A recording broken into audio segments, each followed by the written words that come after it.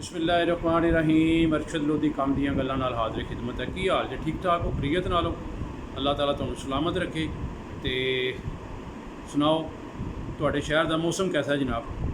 हाँ जी, किहड़े मुल्क चों किहड़े शहर चों मैनू देख रहे हो? जरा अज दसो, ज़रा सारे दोस्त अज मिट्स करके दसो मैनू कि किहड़े किहड़े शहर चों देख रहे हो। हैं मैं पाकिस्तान तो बहरिया टाउन लाहौर तो हाँ।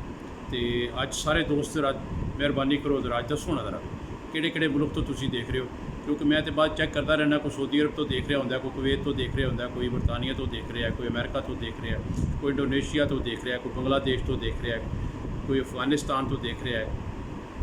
तो बहुत सारे कोरिया साउथ अफ्रीका तो बहुत सारे लोग देखते हैं, तुर्की तो देख रहे हैं। ठीक है, तो अज हर दोस्त जरा ना वो जरा दसे मैनू कि किहड़े किहड़े शहर तो किहड़े किहड़े मुल्क तो तुसीं मैनू देख रहे हो, तो मेरियां गल्लां जिहड़ियां ने कैसियां लगियां ने। अज जरा थोड़ा जिहा ब्रीफ करो कि आया मेरी गल्लां जिहड़ियां ने तुहानू समझ आंदियां ने। तो अगर तुहानू समझ आंदियां ने, अच्छियां गल्लां ने, तो दसो मैनू।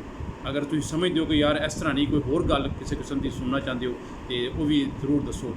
तो इंशाअल्लाह ताला कल फिर राबता करांगा। अल्लाह हाफिज़।